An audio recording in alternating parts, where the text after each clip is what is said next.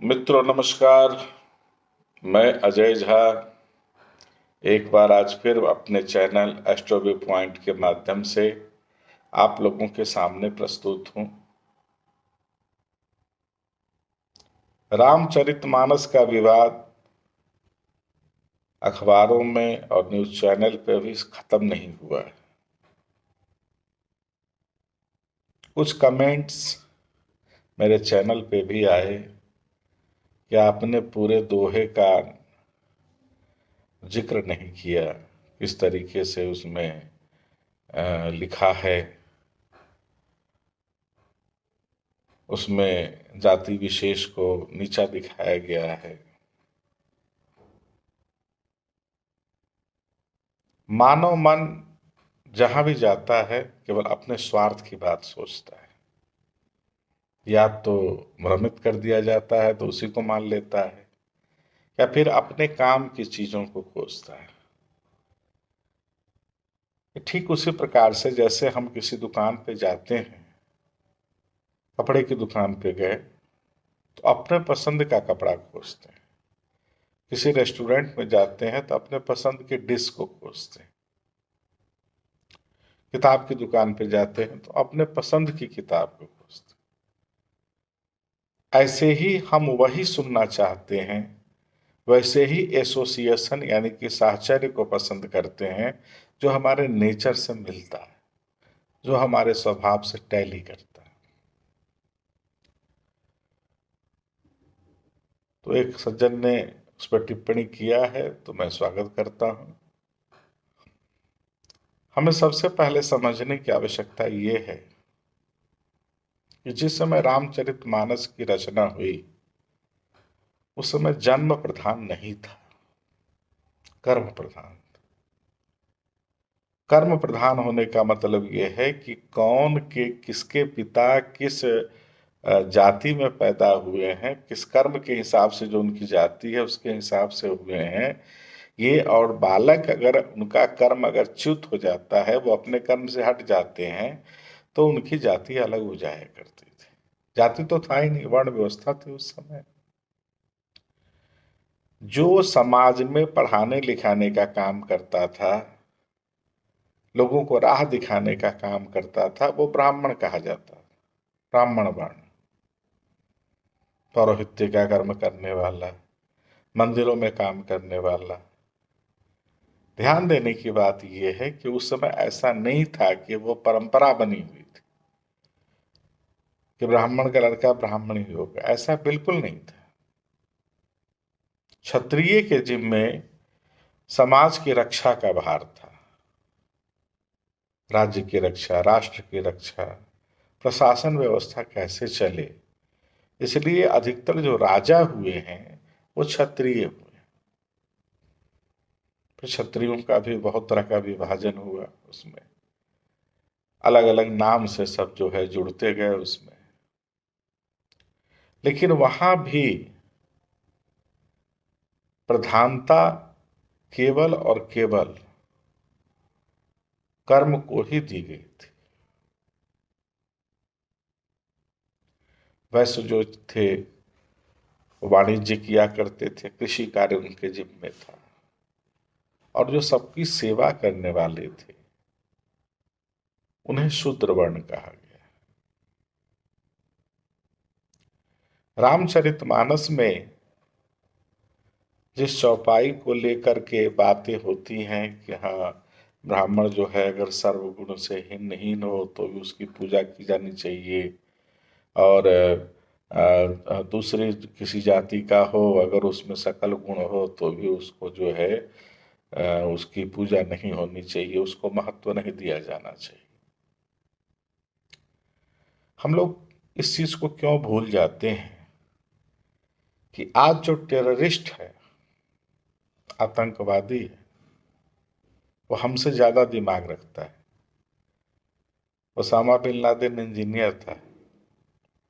आप किसी ज्योतिषी या सामुद्रिक शास्त्र वाले से आप उसके ललाट को देख करके आप आकलन कर सकते हैं कि वो सीधे तेज नहीं था, प्रखर बुद्धि का था। लेकिन उसके कर्म क्या थे? वो मान्य था हमारे धर्म शास्त्र में चले जाइए, रावण, वो सब शास्त्र में निपुण था, लेकिन उसे मान्यता मिली थी? नहीं मिली थी। क्यों नहीं मिली थी? क्योंकि उसके कर्म उस टाइप के नहीं। कर्म की प्रधानता उस समय भी थी, कर्म की प्रधानता आज भी है। और अगर कोई समझता है कि मैं फला कुल में उत्पन्न हुआ तो मैं अपने कर्म को परिवर्तित नहीं कर सकता हूं, ऐसा नहीं है। आज पुलिस में चले जाइए, फौज में चले जाइए, एडमिनिस्ट्रेशन में चले जाइए, सभी जाति के लोग हैं। जाति इन द सेंस वो उस जाति, उस परिवार में उत्पन्न हुए, तो आज उनका काम क्या रह गया है? सेवा करना है? नहीं। जिस दायित्व को उन्होंने लिया है वही उनका काम है। अगर वो समझेंगे कि हम फला जाति के, हम आगे काम नहीं करेंगे, तो समझिए उनके कर्तव्य में दिक्कत आ जाएगी, उनको कर्तव्यच्युत माना जाएगा। आज किसी भी टीचिंग जॉब में कोई भी व्यक्ति हो रहा है, उसके माता पिता का कुल कोई भी हो, अगर पढ़ाने लिखाने का काम करता है तो वो ब्राह्मण कहा जाता है। इसी प्रकार जो एग्रीकल्चर करने वाले, कृषि कार्य करने वाले, वाणिज्य करने वाले, कोई भी जाति का हो, वो बनिया ही खा जाए। अगर वो वाणिज्य के मस्तिष्क से काम करेगा तभी वो व्यवसाय में सफल होगा, अन्यथा अगर अपनी जो है दूसरी जाति वाला करेगा तो वो कभी सफल नहीं होगा। मनुस्मृति में एक श्लोक है, आप ढूंढेंगे मिले, विप्राणाम ज्ञान तो ज्येष्ठम, क्षत्रियाणाम तो वीर्यतः, वैश्यानाम धन धान्यतः, शूद्राणाम में जन्मतः। उन्होंने लिखा है, मनु महाराज ने, ध्यान दीजिएगा, मनु महाराज क्षत्रिय थे, ब्राह्मण नहीं थे। उन्होंने लिखा है कि विप्र तब होता है या उसको श्रेष्ठता तब मिलती है जब उसके पास ज्ञान होता है। क्षत्रिय तब श्रेष्ठ माना जाता है जब उसके पास पराक्रम होता है, समाज की रक्षा, देश की रक्षा, हमारे संस्कृति की रक्षा, प्रशासनिक व्यवस्था। वैश्यानाम वैश्यानामेव धन धान्यतः,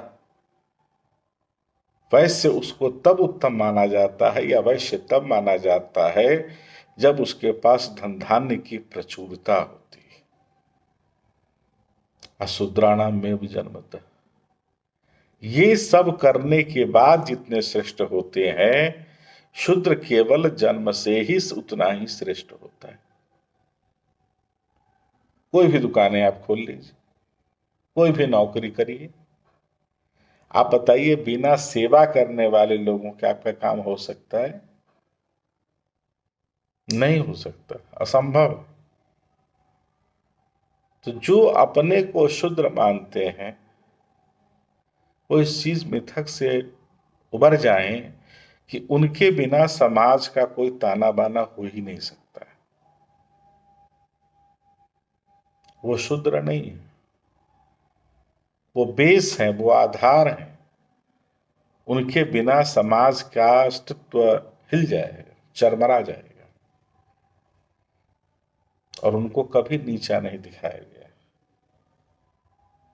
ये मुगल काल में उनका जो था डिवाइड एंड रूल, फूट डालो शासन करो, पहले मुगलों ने किया, फिर बाद में अंग्रेजों ने किया, अब देसी अंग्रेज जो हैं उनके द्वारा भी ऐसा ही काम किया जा रहा है। डिवाइड एंड रूल, फूट डालो शासन करो, वो किसी के हितैषी नहीं। कोई संवेदना आपके प्रति उनके मन में नहीं है, वो आपके हितैषी हो ही नहीं सकते। समाज को जोड़ने की बात करने वाला हितैषी होता है, तोड़ने की बात करने वाला कभी हितैषी नहीं होता। भारत का संविधान है, सबको समान अधिकार मिला हुआ है।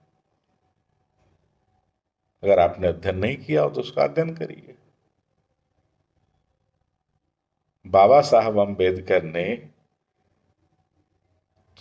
समाज को तोड़ने की बात उन्होंने नहीं किया था, उन्होंने समाज को जोड़ने की बात की थी। और जो कहा जाता है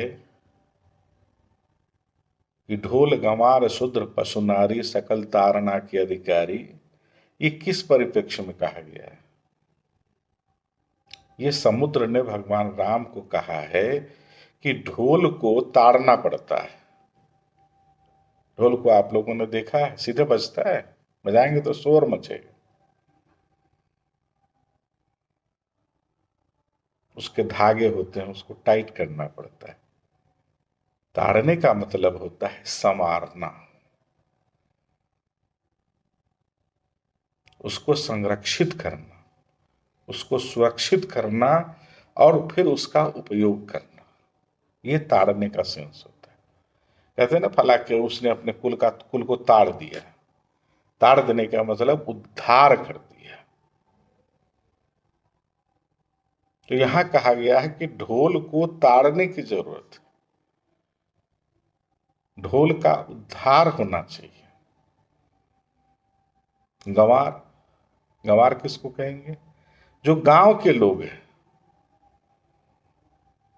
उनको भी ताड़ने की आवश्यकता होती है, उनको समाज की मुख्य धारा से जोड़ने की आवश्यकता होती है। वो बड़े भोले भाले होते, वो कहीं ठगे न जाए, इससे उनको बचाने के लिए उनको संरक्षित करने की जरूरत होती है कि उनके हितों की अवहेलना नहीं होने पाए। नारी, नारी हमारे यहां शक्ति स्वरूपा हैं, लेकिन वो जब तक छोटी रहती हैं तब तक पिता के संरक्षण में होती है। बड़ी होने के बाद फिर जब जब विवाह हो जाता है उनका, तो फिर पति के संरक्षण में रहती हैं, और जब वृद्ध होती हैं तो पुत्रों के संरक्षण में रहती हैं। आज नारी भले ही कितनी भी सशक्त हो जाए, लेकिन उन्हें संरक्षण की आवश्यकता होती है, और सामाजिक दायित्व तो है कि उन्हें संरक्षण मिलना चाहिए। यहां भी उनका ताड़न होता है, उद्धार की बात होती है। कोई बच्ची अपने से शादी खोजने नहीं जाएगी, वहां समाज को लगना पड़ता है, माता पिता को लगना पड़ता है। वो कहाँ पढ़ने जाएगी? वो हर जगह नहीं जा सकती, पता नहीं लगा सकती, तो वहां फिर समाज को ही जाना पड़ता है। हर कार्य में समाज को लगना पड़ता है नारी के उद्धार के लिए। नारी शक्ति स्वरूप है, बहुत विदुषी है, लेकिन उनके लिए समाज को खड़े होना पड़ता है।